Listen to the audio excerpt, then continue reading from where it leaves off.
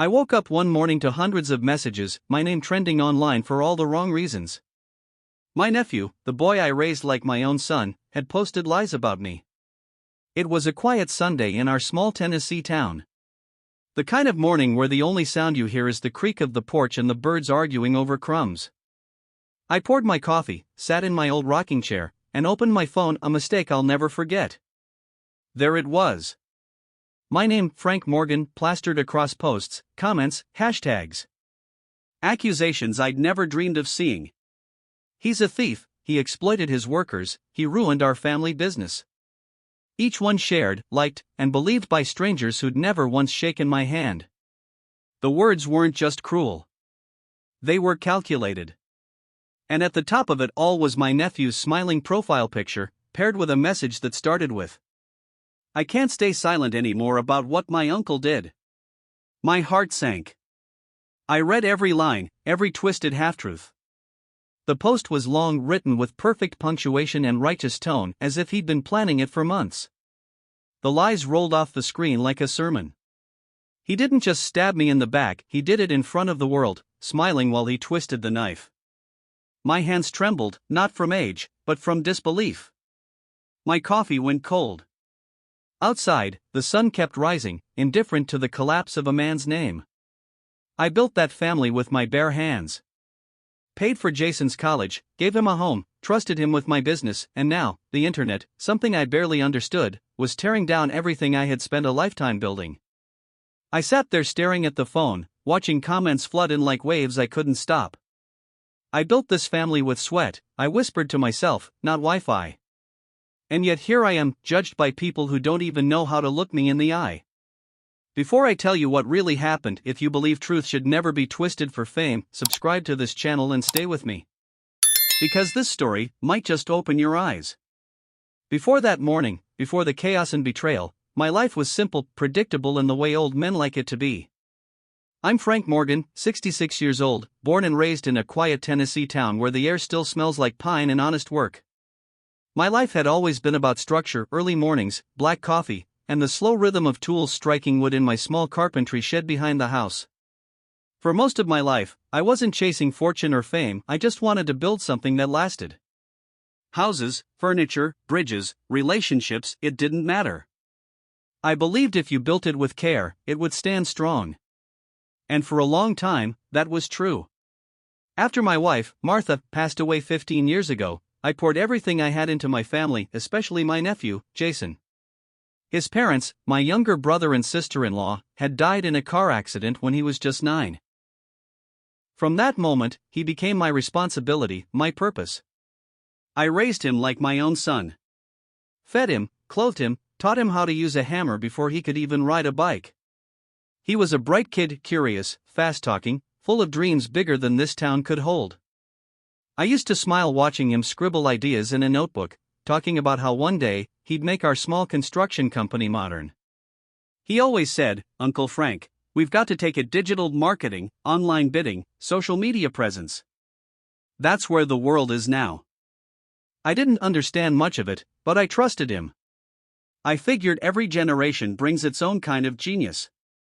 Mine was in wood and steel, his was in code and pixels. So, I gave him the reins. Made him head of digital operations at the company Morgan Builders. It was more than a business, it was our family name carved in oak and sweat. At first, everything seemed perfect. Jason brought in new clients, fancy websites, and online contracts. He'd flash the charming smile, shake hands like a politician, and tell everyone how he was proud to carry on Uncle Frank's legacy. Those words used to fill me with pride. Hearing him call me Uncle Frank in front of clients always warmed my heart. It made me feel like maybe I hadn't failed after losing Martha. Maybe, just maybe, I still had family that loved me back. But looking back now, I realize something I should have seen then. Every time Jason said legacy, what he really meant was ownership. The signs were there. The late-night phone calls I wasn't part of. The company bank records that didn't quite match. The sudden secrecy around new contracts. But I brushed it off. I told myself he was just working hard, just ambitious. Then came Hannah, my assistant. She was a quiet young woman in her late 20s, sharp as a tack and loyal as they come. A local college graduate, she joined the company 3 years ago as a receptionist but quickly proved herself indispensable. Organized, tech-savvy, but humble.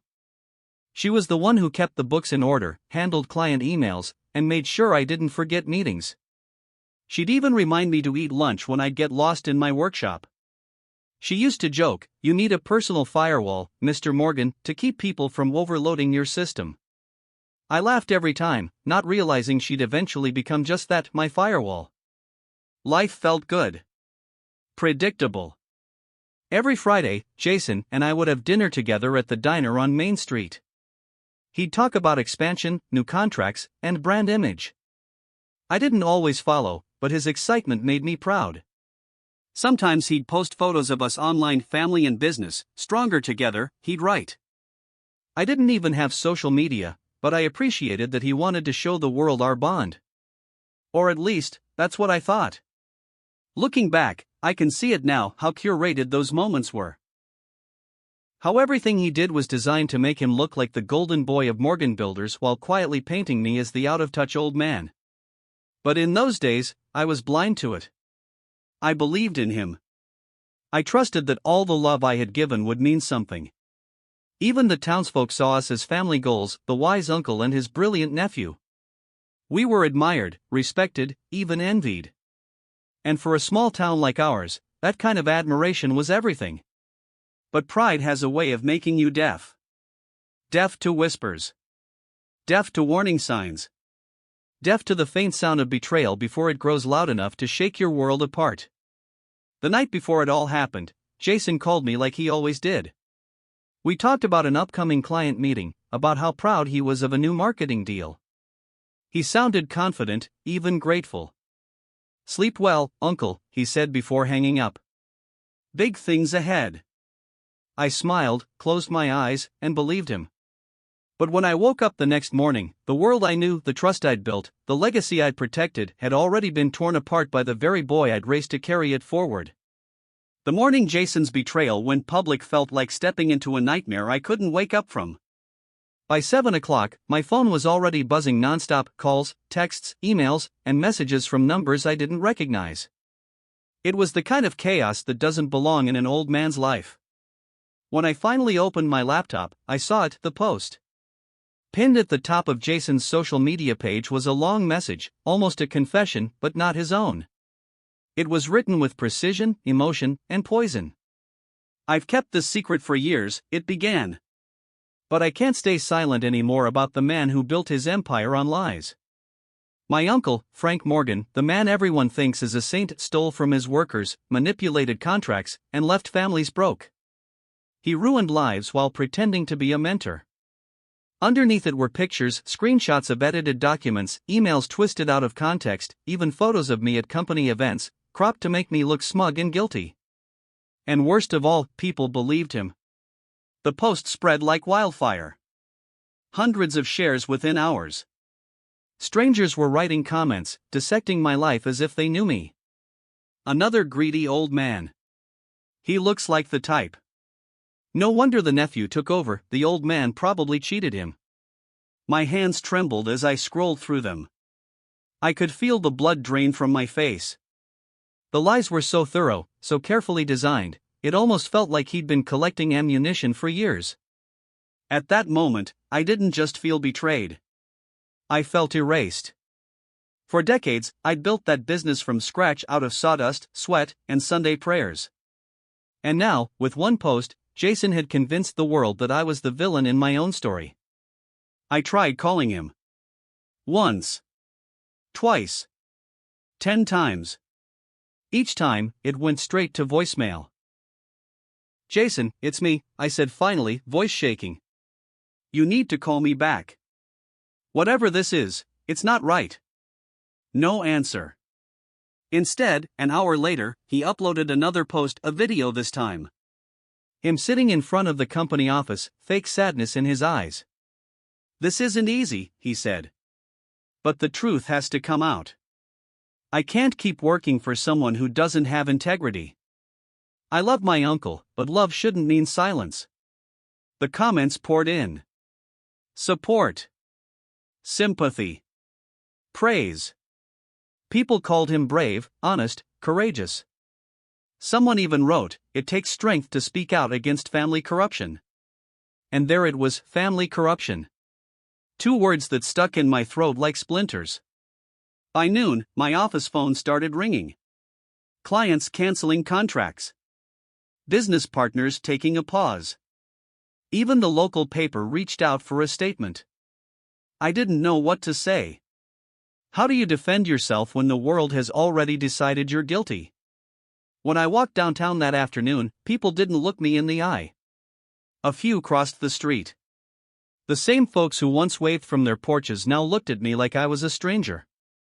That night, I couldn't sleep. I sat in my chair, lights off, scrolling through Jason's posts again. Every word cut deeper. Every sentence sounded rehearsed, perfectly timed for sympathy. And then I saw it, a small line near the end of his first post that froze me completely. He even stole my father's insurance money after the accident. That was a lie so monstrous I could barely breathe.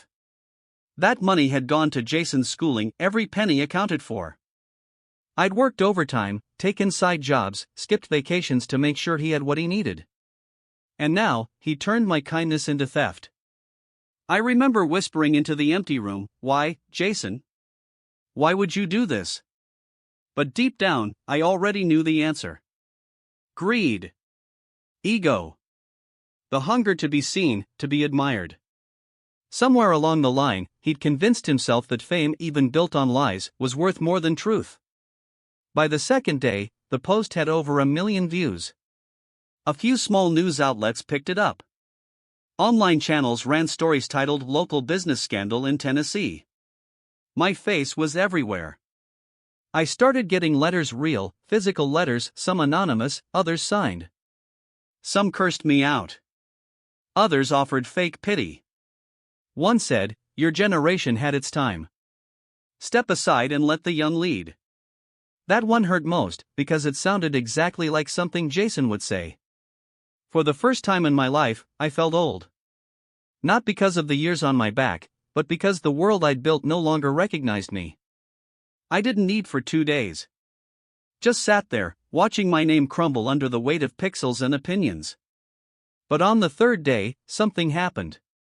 While I sat staring at the blank screen, wondering whether to make a public statement, I heard a knock on the door. When I opened it, there stood Hannah, my assistant, holding her laptop and a look of quiet determination. "Mr. Morgan," she said, her voice steady. "I think I know what's going on." I frowned. "What do you mean?" She stepped inside, eyes sharp.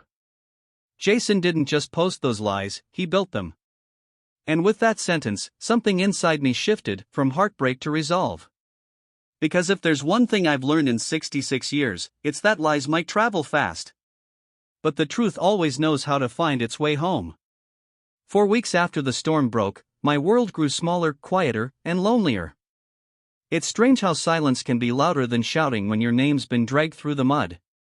The phone that once rang all day for contracts now sat still on the desk, gathering dust. My workshop, once full of the sounds of saws, drills, and laughter, had become a ghost of itself. Even the air felt heavier. Neighbors stopped coming by. Old clients I'd built homes for, men who once called me a friend, now avoided me. A few even crossed the street when they saw me at the grocery store. I'd catch snippets of whispers, the kind that slice deep because they're half true, half cruel. "Poor man's finally lost it. Guess the nephew was right. Sad how age can twist people." Every word felt like a nail driven into a coffin I hadn't built. At church, people smiled politely but kept their distance. Even the pastor's wife, who used to bake me pecan pie every Thanksgiving, avoided my pew. I'd walk home afterward, staring at the cracked sidewalks and wondering how one lie told loud enough could erase a lifetime of honest living. Some nights, I'd wake up sweating, thinking about Jason. About how I'd once carried him on my shoulders through these same streets, how I'd promised my dying brother that I'd raise him right. I'd look at the framed photo on my mantle, Jason at his college graduation, beaming, arm around me, and I'd whisper, "Why did you have to do this, son?" But there was no answer. Just the hum of the refrigerator and the emptiness of a house too big for one man. I'd stopped checking my phone altogether. Every ping felt like another punch. Every notification reminded me that my name, my reputation, was now an open wound for strangers to pick at. Then one afternoon, Hannah came by again. She'd been one of the few who stayed, not out of pity, but conviction. She looked tired, maybe from defending me in ways I didn't know. "Mr. Morgan," she said softly, placing a folder on my desk, "I think we need to talk." I nodded, gesturing for her to sit. She took a deep breath. "Jason's not acting alone." Her words cut through the room like glass. I stared at her. "What do you mean?" She opened her laptop and spun it toward me. On the screen were files, bank transfers, contracts, emails, things I hadn't seen in months. "I've been going through the company server," she explained. Jason deleted a lot, but he wasn't careful enough. I found traces, encrypted files, hidden payments, and a connection to someone named Langford. Langford, the name felt familiar. "You mean the contractor from Nashville?" She nodded. "The same. I think he's been using Jason to push you out, to ruin your credibility, buy the company cheap, and take over the contracts." I sat back, running a hand through my gray hair. The betrayal wasn't just family deep. It was calculated, a business move disguised as family drama. But even knowing that, it didn't make the pain easier. "I can't believe he'd go that far," I murmured. "Jason was like a son to me." Hannah's eyes softened. "Sometimes greed looks a lot like ambition, sir. Until it burns everything down." I nodded slowly. She was right. Days turned into weeks. The investigation became our quiet routine. Hannah would come over after work, bringing her laptop and coffee, and we'd sit for hours in my dim study, combing through digital trails. Each discovery stung like a new betrayal: messages between Jason and Langford discussing payouts, media influencers being paid to spread the story, even fake screenshots designed to look like my emails. It was all there, the blueprint of my downfall. Hannah once looked up at me and said, "You were never meant to survive this, Mr. Morgan. They wanted to erase you." I remember smiling faintly, bitterly. "Then let's make sure they fail." She smiled back, and in that moment, for the first time in weeks, I felt something I hadn't felt since the lies began: purpose.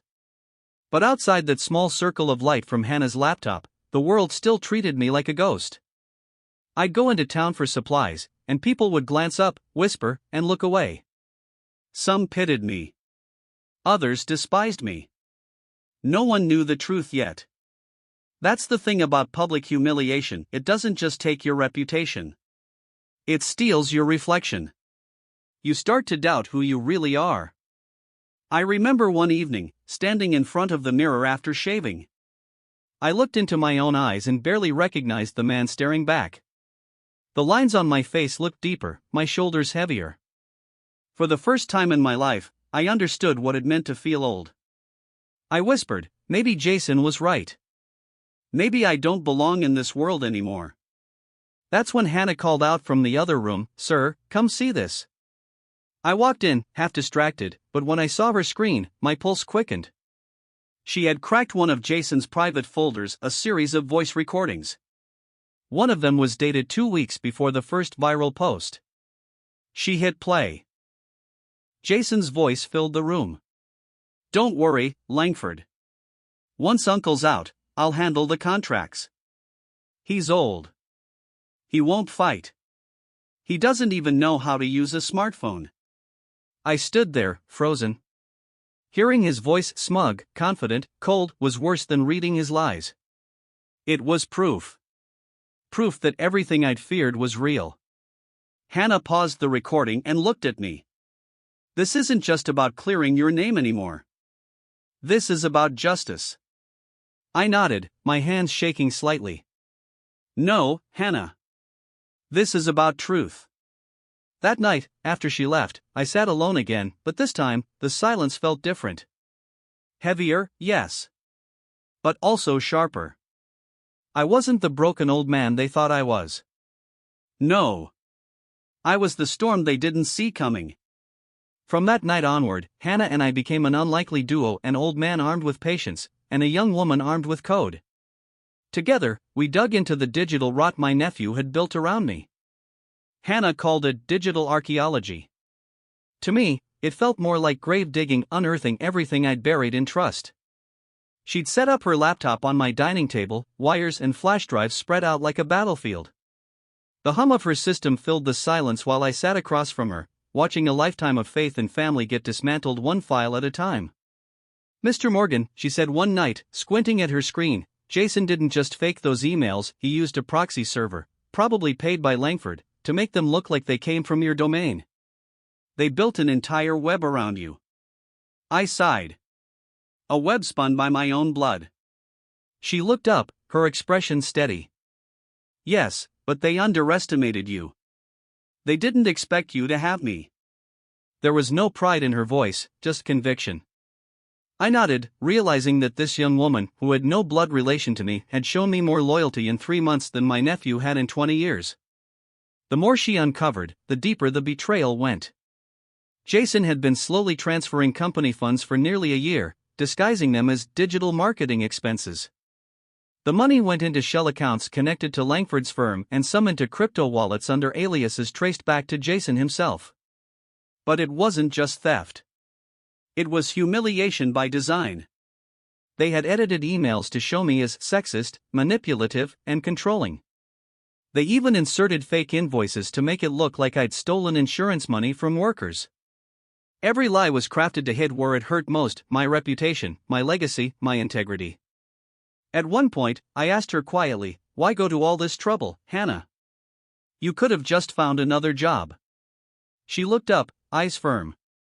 "Because I know what it's like to be lied about, sir. I won't let them do it to you."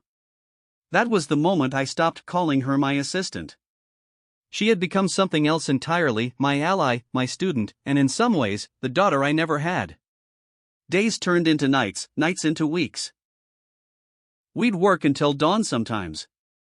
Hannah's fingers danced across the keyboard while I sat in silence, sipping black coffee, my mind replaying every memory with Jason, every Christmas, every birthday, every handshake that meant nothing now.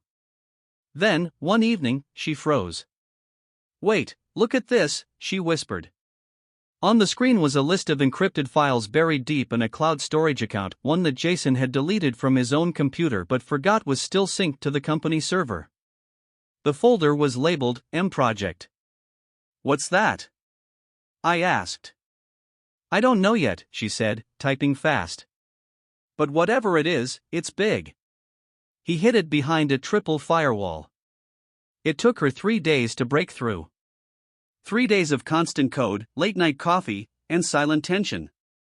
I hadn't felt that kind of focus since my engineering days. Finally, one Friday evening, the screen flashed open. And there it was. The M Project folder contained contracts, blueprints, and communication records between Jason and Langford. But that wasn't the shocking part, it was the timestamps. The deal to sell Morgan Builders to Langford had been signed before Jason ever made the public accusations. He'd planned it all in advance. The lies weren't just revenge, they were leverage. "Langford promised him 10% of the company if he could force you out," Hannah said quietly. "He wasn't angry, Mr. Morgan. He was ambitious." I sat there, staring at the screen. It felt like the air had been sucked out of the room. "He sold me," I whispered. "Like property." Hannah placed a hand on my shoulder, a quiet gesture, steady and warm. "He can't sell what he doesn't own. Not anymore." For the first time in weeks, I smiled. It wasn't joy, more like resolve. "Then let's make sure the world knows that," I said. We spent the next several days gathering every piece of evidence: audio recordings, payment trails, screenshots, backups. Hannah organized them meticulously into folders labeled Proof 1, Proof 2, Proof 3. I didn't understand half of what she was doing, but I trusted her completely. "Once we show this," she said one night, "they won't be able to spin it. The data doesn't lie." But she hesitated before adding, "Still, if we expose it the wrong way, they'll twist it again, make it look like you hacked your own company." "So what do we do?" I asked. She looked thoughtful. We don't fight them online. We hit them where they can't delete the truth, in person. Publicly. Where the whole town can see. That's when she told me about the company's upcoming anniversary gala, a celebration Jason had organized himself, set to be live-streamed to clients, investors, and press. He was scheduled to give a keynote speech about the next generation of leadership. I almost laughed at the irony. That's where we'll do it, she said firmly. You'll show up. I'll handle the tech. You'll let the truth speak for itself. The plan felt risky, theatrical even. But after everything, it also felt poetic. The same stage he'd used to crown himself would become the ground where his lies fell apart. That week was the longest of my life. Every day, I practiced what I'd say: short, calm, deliberate. No anger. Just truth. Hannah prepped the media files, encrypted everything twice, and even backed it up on an offline drive she kept hidden in her car trunk just in case. By the night of the gala, I felt both terrified and strangely peaceful. As I stood in front of the mirror, adjusting my old gray suit, I saw something in my reflection I hadn't seen in months: steadiness. Jason had taken my name, my company, my peace. But he hadn't taken my dignity. That still belonged to me. Before heading out, I looked over at Hannah, who was double-checking her laptop. You ready? I asked. She smiled. Are you? I chuckled softly. I'd been ready since the day he posted that lie. She nodded. Then tonight, we take it all back.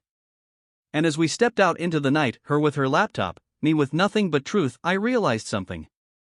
This wasn't just revenge. It was resurrection. The night before the gala, I couldn't sleep. The house was quiet, but my mind wasn't. Every tick of the clock felt like it was marking time toward something final, a reckoning that had been months in the making. I sat by the window, staring out at the old oak tree in the yard. I remembered when Jason used to climb it as a boy. He'd scrape his knees, cry a little, and I'd patch him up, telling him, falling isn't failure, son.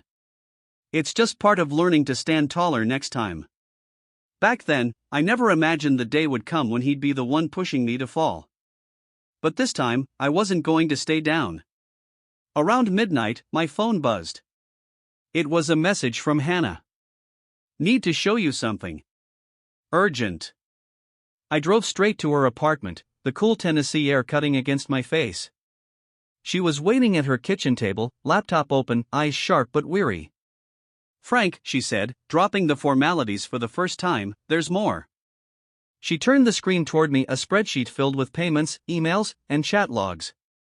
It took me a few seconds to grasp what I was seeing. Langford didn't just buy Jason, she said. He bought the narrative. Reporters, influencers, fake accounts, a full-blown campaign to make you look guilty. My jaw tightened. They paid for every word that ruined me? She nodded. $50,000 in digital marketing expenses, all under the company name. Jason authorized the payments. He didn't just sell your business, Frank. He sold your story. I leaned back, heart pounding. It was one thing to be betrayed by family. But to realize your own blood auctioned off your reputation for profit, that was something else entirely. He wanted to erase me, I said quietly. Erase the man who raised him. Hannah's voice softened. And replace you. That's why this gala matters. Langford's contract says Jason becomes the public face of the new company once tonight's announcement is made. I rubbed my temples. So if we don't act tonight, he wins. Completely. The gravity of it settled like lead in my chest. But amid the heaviness, there was something else, a spark. A small, stubborn flame that refused to go out. I looked at Hannah. Then we end it tonight. She nodded. I've prepared everything: video evidence, voice recordings, transaction trails. Once I hit play, there's no going back. That's fine, I said. Truth doesn't need to go back. The next morning, the town buzzed with anticipation for the gala. The local paper ran a front-page feature. Morgan Builders celebrates new leadership, the digital future of construction. I read it over breakfast, every word twisting the knife a little deeper. They called Jason a visionary, a man of courage, a pioneer for change. No mention of me. Not even a line. Hannah arrived around noon, dressed neatly, laptop bag slung across her shoulder. Her calm confidence gave me strength I didn't realize I needed. "Everything's ready," she said. "But I need you to promise something." "What's that?" "No matter how bad it gets in there, don't lose your temper. Let the truth do the fighting." I smiled faintly. At my age, anger's just wasted breath. I've got something better, patience. She grinned. Good. Because tonight, patience gets its revenge. The gala was held at the Riverside Convention Hall, a glass-fronted building overlooking the Tennessee River. It gleamed with lights and money, both things Jason seemed to crave more than family. When I walked in, all eyes turned toward me. The room went quiet, the way a church does before a confession.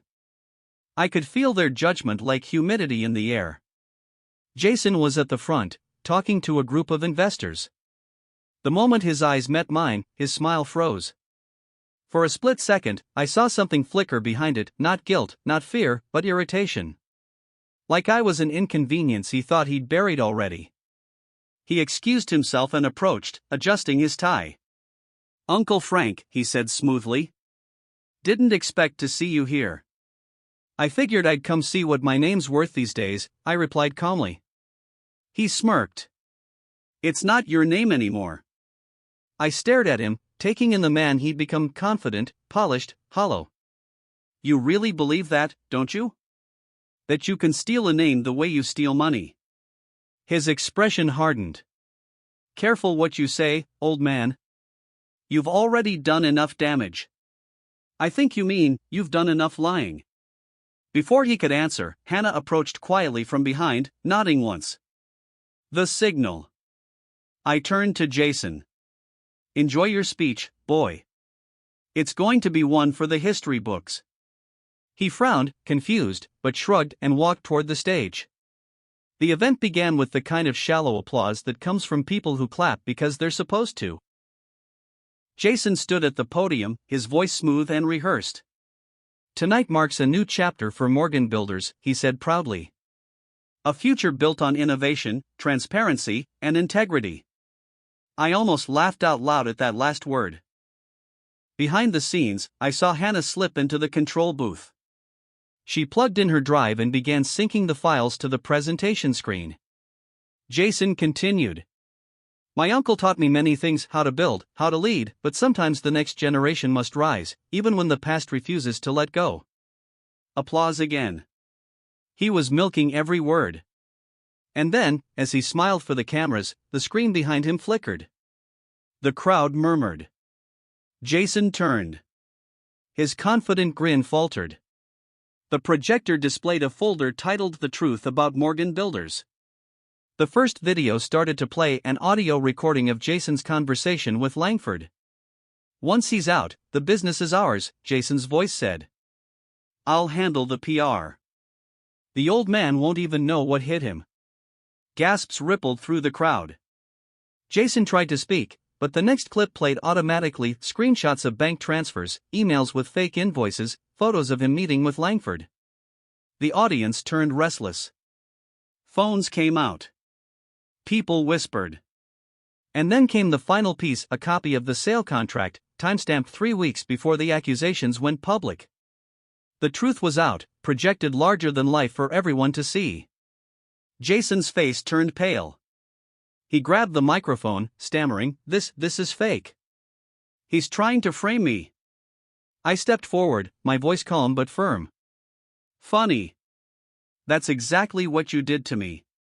The room went silent. Cameras turned toward me. For the first time in months, I wasn't a victim, I was the voice of truth. I looked around the room, meeting every eye. My nephew once told me that honesty doesn't trend. Maybe he's right. But tonight, it doesn't have to. Because it's already standing here. Jason shouted, "You can't prove." Hannah's voice echoed through the hall as she patched in the final file, a live screen share of Langford's emails, verified and timestamped by third-party servers. Jason's last words died in his throat. Security moved toward him. Langford, who'd been sitting near the back, slipped out of his chair and hurried for the exit. Reporters swarmed the stage. And I just stood there, quiet, steady, watching the truth burn down the lies without me lifting a finger. As the room erupted in chaos, I turned to Hannah, who stood in the shadows near the booth. She smiled softly. "You did it," she whispered. I shook my head. "No, Hannah. We did it. You gave truth its voice back." For the first time since the nightmare began, I felt something close to peace. But deep down, I knew it wasn't over yet. Because justice might clear your name, but family betrayal leaves a scar that never really heals. The days following the gala were a blur of flashing cameras, court notices, and broken silence. The truth had spread faster than Jason's lies ever did, and this time, the world was listening. By morning, every local news station had replayed the footage from that night. My voice, calm but firm, echoed through Tennessee living rooms as I stood on that stage, watching the empire I built come back to life and the boy I raised crumble under the weight of his own deceit. But the real confrontation wasn't the one on stage. That came later, behind closed doors, away from the noise. Jason was arrested that same night on charges of fraud, embezzlement, and digital defamation. The police escorted him out of the hall while flashes from phones followed him like fireflies in the dark. Langford, the businessman who'd funded the smear campaign, was caught days later trying to transfer assets out of state. It should have been satisfying. And in a way, it was. But revenge never feels clean. Not when it's tied to family. When the storm finally settled, my lawyer arranged for me to meet Jason, not in anger, but for closure. The meeting was held in a quiet conference room at the county jail. The smell of disinfectant hung in the air. Jason walked in, his once perfect suit now wrinkled, his face pale and drawn. The arrogance he once wore like armor had cracked completely. He sat down across from me, eyes darting anywhere but mine. For a long time, I said nothing. I just watched him, the boy I once taught to tie his shoes, now shackled by choices that weren't mistakes but decisions. Finally, I broke the silence. "You always did hate quiet, didn't you, Jason?" He shifted uncomfortably. "Uncle Frank, I don't even know where to start." "Start with the truth," I said evenly. "Something you've avoided for far too long." He looked down at his hands, chained together, and exhaled. "It wasn't supposed to go this far." "That's what people say when they lose control," I replied. "You had control, Jason. You planned every word, every lie, every headline." He winced. "Langford said it was just business, that it'd be a clean takeover, that you'd retire quietly." I leaned forward, voice steady but cold. "And you believe that selling your family's name was just business?" He finally met my eyes, tears welling up. "You don't understand. I wanted to prove myself. To step out of your shadow. Everyone saw you as this legend, honest, respected, perfect. I could never live up to that." I studied him for a moment. "So you tore me down instead?" He swallowed hard. "I thought once it was over, I'd rebuild, that I'd fix it somehow. But it spiraled." I shook my head slowly. "You didn't spiral, Jason. You schemed. You traded loyalty for greed and called it ambition. You built your empire on lies, and now you're shocked it collapsed." His voice broke. "I just wanted to be seen. I felt that. Deeper than I wanted to admit. The same desire for validation that once drove me in my youth, before I learned that respect earned is worth more than attention borrowed." "You were seen," I said softly. "You just didn't like what you saw in the reflection." He didn't answer.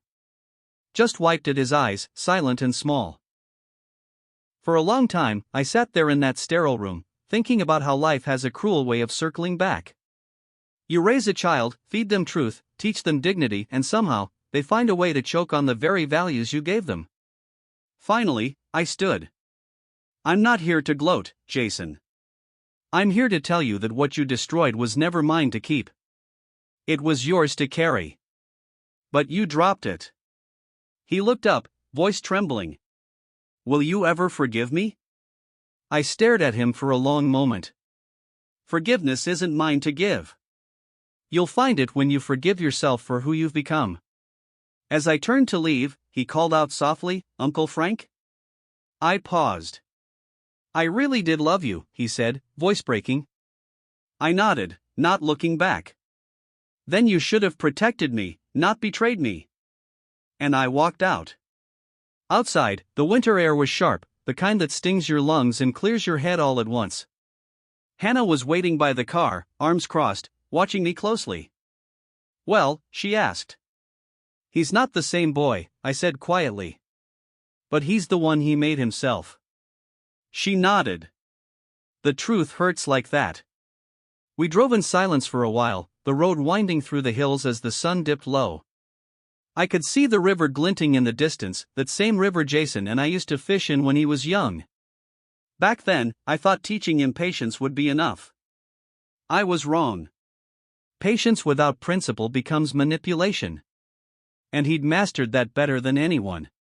The following week, the company board held an emergency meeting. They offered to reinstate me as CEO, apologizing for their lack of judgment. But I declined. I didn't build Morgan Builders to die in an office, I told them. I built it to stand on its own. Instead, I handed the leadership to Hannah. She resisted at first. Me, she said. I can't run a company. You already did, I said with a faint smile. When the world turned its back, you kept it running not with profit, but with integrity. Her eyes softened. I don't know what to say. Just promise me one thing, I replied. Never let it become what they tried to make it. Let it stay honest. She nodded, tears glimmering in her eyes. For the first time in months, I felt something shift inside me, not relief, not triumph, but peace. A quiet kind of peace that comes only after you've lost everything and realized you still have enough. A few days later, I visited the workshop behind my house. It had been untouched for months, dust thick on the tables, tools still where I'd left them. I wiped down the old oak workbench and sat there for a long while, running my hands over the grooves and scratches that told the story of my life. This place had always been my sanctuary. The world outside could twist truth and trade loyalty, but here, wood was honest. You couldn't fake its grain, couldn't rush its growth. You had to respect it, shape it with care, or it would break under your hands. I realized that people aren't so different. That night, I carved something for the first time in months, a small wooden frame. Inside it, I placed a photo of Jason as a boy, laughing by the river. When it was done, I hung it on the wall beside Martha's picture. Because no matter what he'd done, he was still part of the story, the painful chapter that taught me the worth of truth. The following morning, as I sat on the porch drinking my coffee, Hannah called. They released a statement, she said. Langford's company's gone under. And Jason pled guilty. He's taking a deal. I nodded slowly. Good. She hesitated. You okay? I looked out at the sunrise breaking through the mist. I will be. There was a long pause, then her voice softened. You know, you could have destroyed him completely. You had enough evidence to ruin him for life. I smiled faintly. Maybe. But sometimes, the worst punishment is letting someone live long enough to face what they become.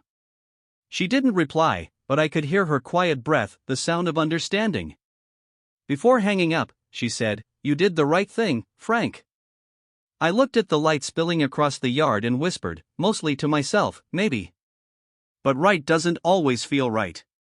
And as the morning warmed the world around me, I realized something profound. I hadn't just cleared my name. I'd reclaimed my peace. Not through vengeance. Not through anger. But through truth, steady, silent, and unbreakable. Months passed after the trial, and though the headlines had faded, the echoes of what happened still lingered in every corner of my life. The house was quieter now, not the kind of silence that comes from loneliness, but the peace that follows a long storm. Sometimes I'd sit on the porch and watch the wind move through the trees, listening to the sound of the world putting itself back together. Jason was sentenced to 3 years in prison for fraud and defamation. The day of his sentencing, I didn't go to court. I didn't need to watch him in handcuffs to feel vindicated. The truth had already done its work. What surprised me most wasn't his punishment, it was how the town began to change. People started stopping by again. Neighbors who once crossed the street to avoid me now brought over pies, shaking my hand with awkward smiles and apologies. Didn't know what to believe, Frank. Glad it all came out right. I'd nod, thank them politely, but deep down I knew forgiveness isn't about who's sorry. It's about who's still standing after the dust settles. Hannah had taken over the company completely now. She'd rebranded it, cleaned its reputation, and rebuilt it from the ashes of betrayal.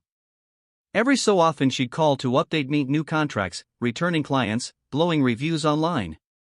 She refused to take full credit, of course. It's still your name on the sign, she'd tell me. But I'd always answer the same, no, Hannah. It's yours now. You earned it. For the first time in a long while, I felt proud again, not of the company, but of the people it had shaped. Then one morning, as the spring sun broke through the fog, I received a letter. The handwriting was shaky, uncertain, but familiar. It was from Jason. I hesitated before opening it. My hands trembled slightly, not from fear, but from the weight of what might be inside.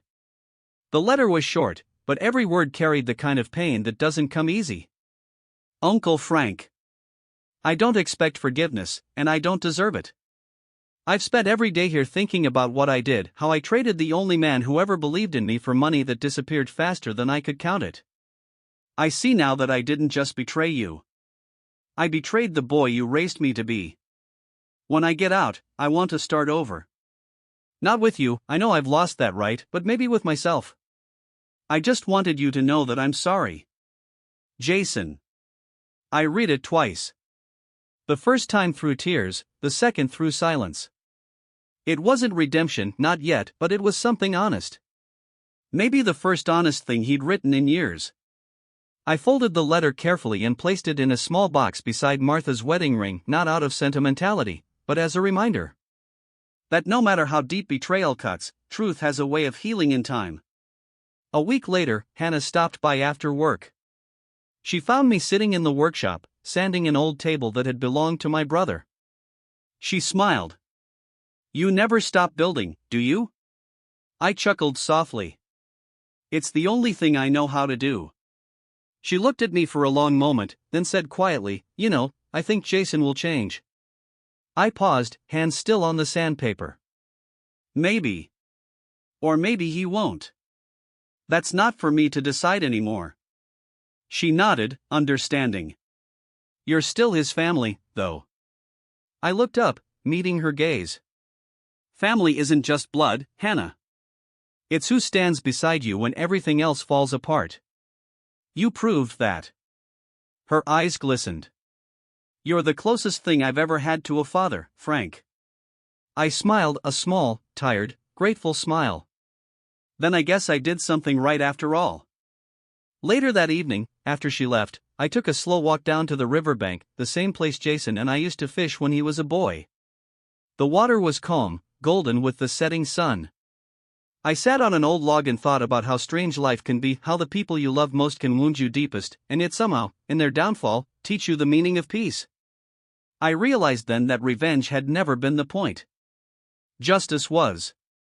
But beyond justice, there was acceptance.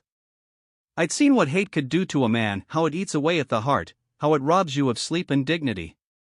I'd carried that weight once, and now, watching the river move without resistance, I let it go. Not for Jason. For me. Because forgiveness isn't a favor to the one who wronged you. It's freedom for the one who survived. I stood there for a while longer, watching the light fade across the water, and whispered to the wind, it's over now. And for the first time since the morning of that betrayal, I truly believed it. It's been almost a year since that dark chapter of my life came to an end. Funny thing, you spend decades building something, thinking it'll stand forever, and then one storm tears it down in a matter of days. But time has a way of rebuilding you in quieter, stronger ways. These days, my mornings are simple again.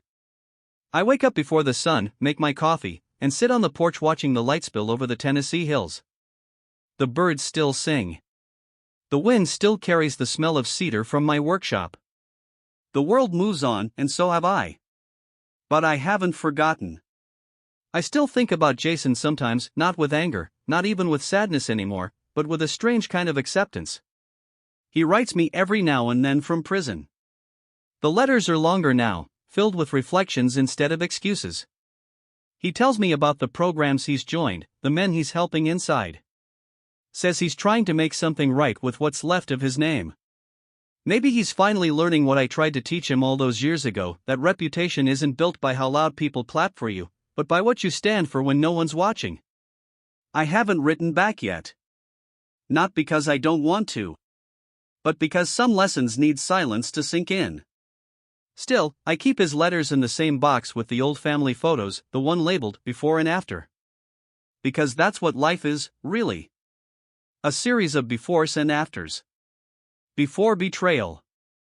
After forgiveness. Before destruction. After rebuilding.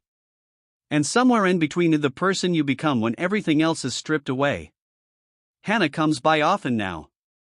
She still runs Morgan Builders, but she insists on calling it Morgan & Hart, said it was time the company reflected both hearts that rebuilt it. The first time I saw the new sign, I felt something tighten in my chest, pride, gratitude, and the quiet ache of legacy. She's modernized the business in ways I could have never imagined. Online clients, digital bidding systems, eco-construction.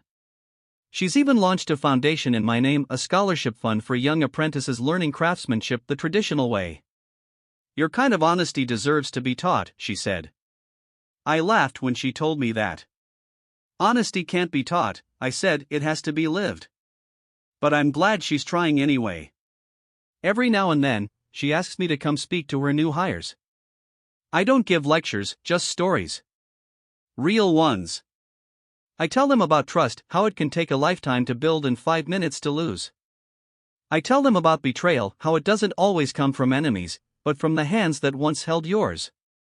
And I tell them about truth, how it may take the long road, but it never gets lost. I don't use big words. I just speak the way life taught me, plain, slow, and real. And when I finish, I always say the same thing. Don't chase success. Build character. Because character will outlive everything else. They always clap politely. But I can tell when the words land, it's in their eyes. The way they soften, like they've just seen a piece of themselves reflected back.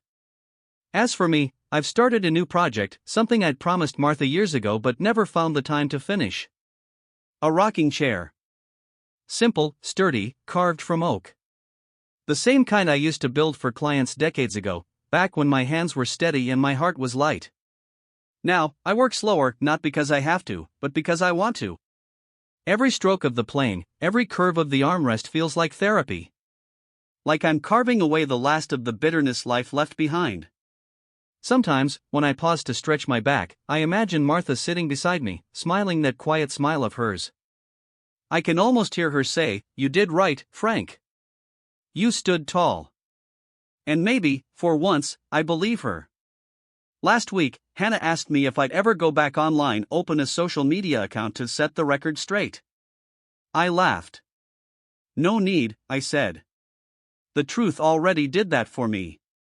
She smiled, but I could tell she didn't fully understand. Her generation still believes visibility equals validation. Mine learned that peace comes from knowing, not proving. What people say about you is their story. What you live, that's yours. A few evenings ago, I went back to the river, the same spot where I once stood months earlier, letting go of anger. The sun was setting low, painting the water gold. I brought a small wooden carving with me, the company's old logo, burned into the grain by hand. I placed it gently in the water, watched it drift away with the current. It wasn't loss I felt, it was release. The past belongs to memory now, not pain. As I turned to leave, I thought about Jason again, how life had forced him to face what he'd done. Maybe one day he'd walk out of those prison gates and see the world differently. Maybe he'd understand what I tried to teach him all along. That success built on deceit always collapses. But truth outlasts the storm. So, if you've stayed with me this far, if you've ever been betrayed by someone you loved, or torn down by lies you didn't deserve, I hope my story reminds you of one thing. You don't have to destroy anyone to rise again. You just have to stand. Because sometimes, standing tall quietly, firmly, truthfully, is the sweetest revenge of all. Before I go, let me say this.